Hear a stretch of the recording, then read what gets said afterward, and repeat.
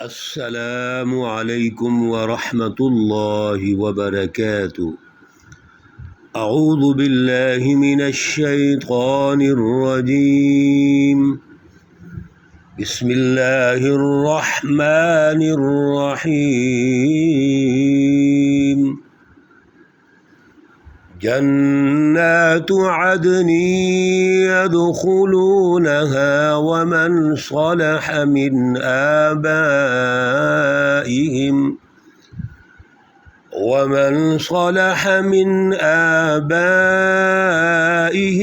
وأزواجهم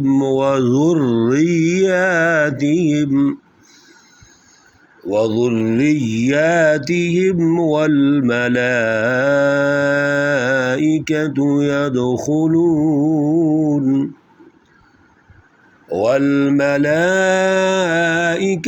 يدخلون عليهم من كل باب۔ صدق اللہ العلی العظیم۔ اللہم صلی علی سیدنا ومولانا محمد النبی الأمی وعلی آلہ واصحابہ وبارک وسلم وصلی علیہ۔ معزز خواتین و حضرات، گزشتہ درس میں اللہ رب العزت نے دو جماعتوں کی رہنمائی ارشاد فرمائی تھی۔ ایک وہ جماعت ہے جو انسانی سوسائٹیوں کی تشکیل کرتی ہے، انسانی سوسائٹی میں اپنا کردار ادا کرتی ہے، اور وہ تمام انسانوں کے حقوق و فرائض کا خیال رکھتی ہے، اور وہ دنیا اور آخرت میں کامیاب ہوتی ہے۔ یہ جماعت ایسے ہے جیسے بینا لوگ ہوتے ہیں، دیکھنے والے لوگ ہوتے ہیں۔ یہ جماعت ایسے ہے جیسے روشنی میں ہے، نور۔ اللہ رب العزت نے تعبیر فرمایا تھا کہ یہ روشنی میں ہے، نور میں ہے، اجالے میں ہے۔ کیوں؟ انہوں نے دنیا میں آنے کا مقصد سمجھ لیا ہے، یہ اپنا کردار ادا کرتے ہیں، پرفارمنس کرتے ہیں، اور انسانی سوسائٹی کی تشکیل میں بہت بڑا حصہ ڈالتے ہیں۔ ایک وہ جماعت یا وہ لوگ گروہ ہے جو اندھوں کی طرح ہے، جو ظلمات میں ہے، گمراہی میں ہے۔ یہ گروہ ایسا ہے جو انسانی سوسائٹی کی تشکیل کی بجائے اس میں رخنہ اندازی کرتے ہیں، انتشار پیدا کرتے ہیں، فساد فی الارض پیدا کرتے ہیں۔ اس لیے ہمیں ان دونوں جماعتوں کی پہچان ہونی چاہیے، اور وہ جماعت جو اللہ کی جماعت ہے، جو انسانیت کے لیے اپنا کردار ادا کرتی ہے، ہمیں ہمیشہ اس کا ساتھ دینا چاہیے۔ اور پھر اس جماعت کی کچھ اوصاف بیان کیے گئے تھے کہ وہ ایفائے عہد کرتے ہیں، اسی طرح صلہ رحمی کرتے ہیں، اللہ رب العزت سے ڈرتے ہیں، اور ایمان بالآخرت رکھتے ہیں، اللہ رب العزت کے سامنے جواب طلبی سے بھی ڈرتے ہیں، اللہ رب العزت کی رضا کے لیے اگر مشکلات آ جائیں تو وہ صبر کرتے ہیں، نماز قائم کرتے ہیں۔ اللہ رب العزت نے جو وسائل ان کو دیے ہیں وہ خود بھی استعمال کرتے ہیں، اور اللہ رب العزت کے حکم کے مطابق ان کو خرچ بھی کرتے ہیں۔ اور پھر خرچ کرنے کا بڑا خوبصورت طریقہ بتایا گیا تھا کہ اعلانیہ بھی خرچ کرتے ہیں اور پوشیدہ بھی خرچ کرتے ہیں۔ یعنی خرچ کرنے کا معیار تو اللہ کی رضا ہے، لیکن ضرورت کے مطابق جب خاموشی سے خرچ کرنا ہو تو خاموشی سے کریں گے، اگر کسی جگہ اعلانیہ دینا ہو تو اعلانیہ دیں گے۔ مقصد یہ ہے کہ ان میں دکھلاوا نہیں ہوتا۔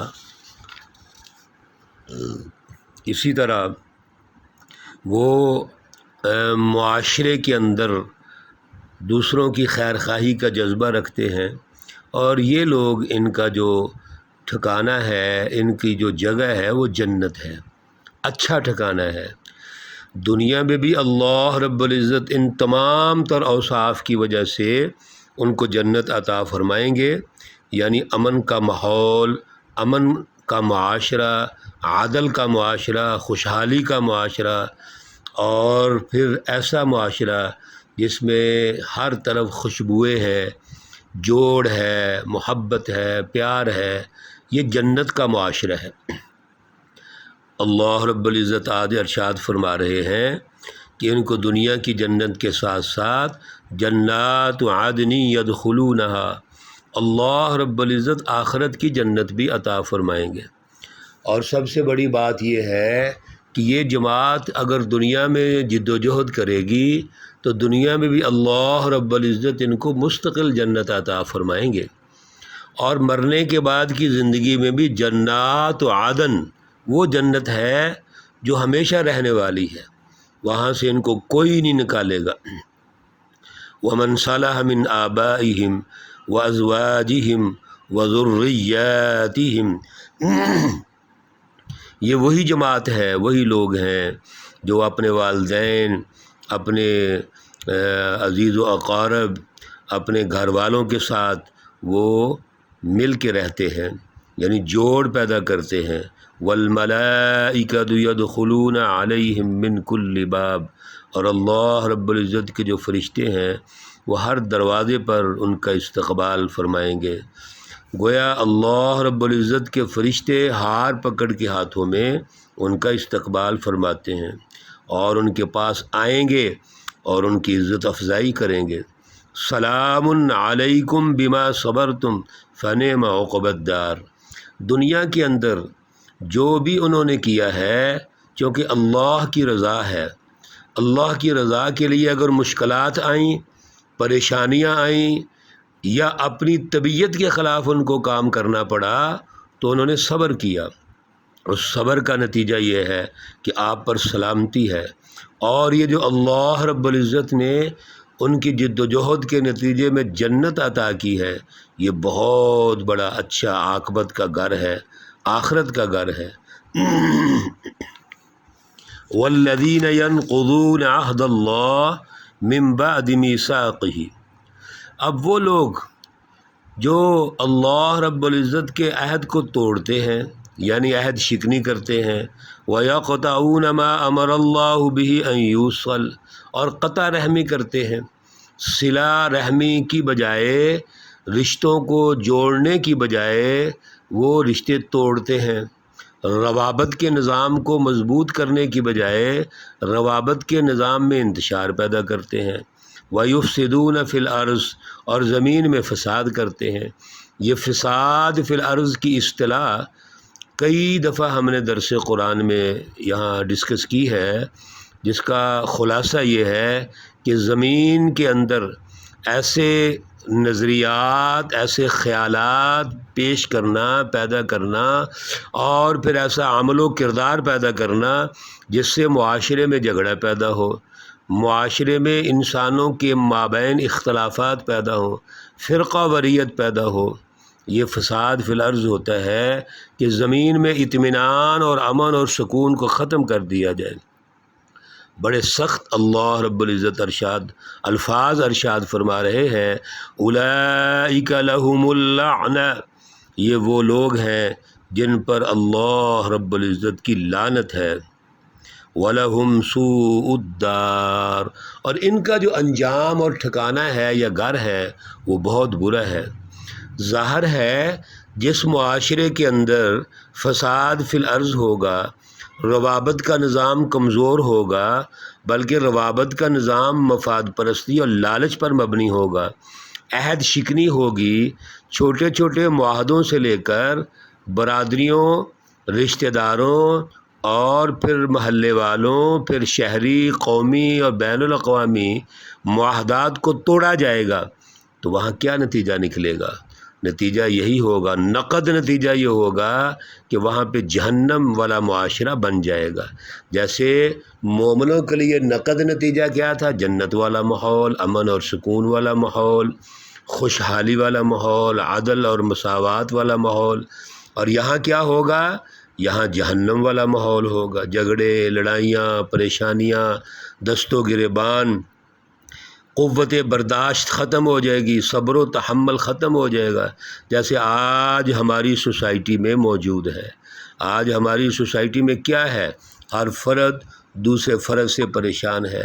فیملی لائف میں میاں بیوی کے جھگڑوں سے لے کر، ماں باپ اور اولاد کے جھگڑوں سے لے کر، رشتہ داروں کے جھگڑے سے شروع کر کے اہل محلہ، اور پھر شہری زندگی اور قومی زندگی تو ویسے ہی تباہ ہو چکی ہے، وہ تو ہمارے حکمرانوں نے ویسے ہی تباہ کر دی۔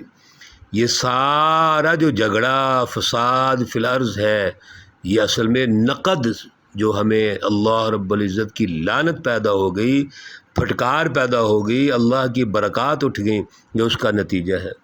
اللہ رب العزت بڑے پیارے انداز میں ہمیں سمجھا رہے ہیں کہ اے لوگو ذرا غور تو کرو، جس دنیا کے لیے تم نے فساد فی الارض کیا، انتشار پیدا کیا، مفاد پرستی اور جھگڑے پیدا کیے، نقض عہد کیا، یہ ایک دنیا کے لیے کیا ہے نا تم نے دنیا کے وسائل پر قبضہ کرنے کے لیے کیا، دنیا کے وسائل کو اختیار کرنے کے لیے کیا۔ تو ذرا غور تو کرو، اللہ یبسط الرزق لمن یشاء ویقدر، یہ جو رزق ہے اس کا حقیقی مالک تو اللہ رب العزت ہے۔ تمام تر وسائل قدرت، وسائل پیداوار، وسائل رزق کے حقیقی مالک اللہ ہے، وہی با اختیار ہے، وہی آل ان آل ہے۔ اگر وہ چاہے تو وہ تو جس کو چاہے رزق زیادہ دے دے یا کم کر دے۔ وَفَرِحُوا بِالْحَيَاةِ الدُّنْيَا، آپ دنیا کی زندگی میں بڑے خوش ہوتے ہیں، لیکن ذرا غور تو کرو، وَمَا الْحَيَاةُ الدُّنْيَا فِي الْآخِرَةِ إِلَّا مَتَاعٌ، دنیا کی زندگی کا اینڈ کیا ہے، نتیجہ کیا ہے؟ ایک ایسا ظاہری ساز و سامان ہے، حقیر سا سامان، یعنی جو کچھ ہم کر رہے ہوتے ہیں دنیا کے لیے کرتے ہیں۔ شیطان اور شیطانی قوتیں یہ چاہتی ہیں کہ دنیا کے وسائل پر قبضہ کر کے انسانیت کو اس کو محروم کر دیا جائے، ان کو غریب رکھا جائے، ان کو محروم رکھا جائے۔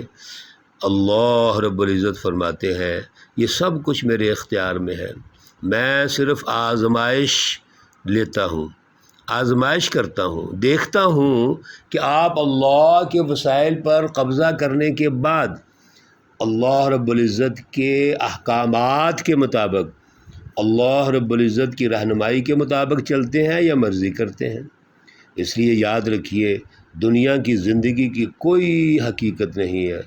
ایک اور جگہ اللہ رب العزت فرماتے ہیں وَمَا الْحَيَاةُ الدُّنْيَا إِلَّا مَتَاعُ الْغُرُورِ، یہ دنیا کی زندگی ایک دھوکہ ہے، ایک ایسا سامان ہے جو بڑا حقیر سا سامان ہے، اس کی کوئی اہمیت نہیں ہے، اور ایسے ہی حقیقت ہے۔ اللہ رب العزت کے سامنے اس دنیا کی کوئی حیثیت نہیں۔ اللہ رب العزت کے سامنے ایمان کی حقیقت ہے، خالص نیت، درست عمل و فکر، درست نظریہ، شعور، اس کی حقیقت ہے۔ آپ کے پاس خرچ کرنے کے لیے کچھ بھی نہیں، آپ کی جیب خالی ہے اور ایمان موجود ہے، اخلاص موجود ہے، جد و جہد ہے، اللہ رب العزت کی رضا ہے، تو آپ میں وہ اعلیٰ تقوی ہے جس کے نتیجے میں آپ اللہ رب العزت کے بہت قریب ہو جائیں گے۔ اور جب جیب میں سب کچھ ہو اور سب کچھ ہونے کے باوجود لالچ، خود غرضی اور مفاد پرستی ہو اور جیب کو تنگ کر لیں، ہم اللہ رب العزت کی رضا کو نہ سمجھے، تو دنیا وما فیہا بھی ہمارے پاس آ جائے، ہم اللہ کو راضی نہیں کر سکتے۔ اللہ رب العزت ان آیات کا مفہوم، ان آیات کا اعلیٰ شعور، اعلیٰ نظریہ سمجھنے کی توفیق عطا فرمائے۔ اللہ رب العزت تمام مرحومین و مرحومات کو جنت الفردوس میں اعلیٰ مقام عطا فرمائے۔ اللہ رب العزت تمام بیماروں کو شفائے کاملہ عاجلہ مستمرہ عطا فرمائے۔ ربنا تقبل منا انك انت السميع العليم وتب علينا انك انت التواب الرحيم وصلی اللہ تعالی علی النبی الأمی محمد وعلی آلہ واصحابہ اجمعین برحمتک یا ارحم الراحمین۔ السلام علیکم ورحمۃ اللہ وبرکاتہ۔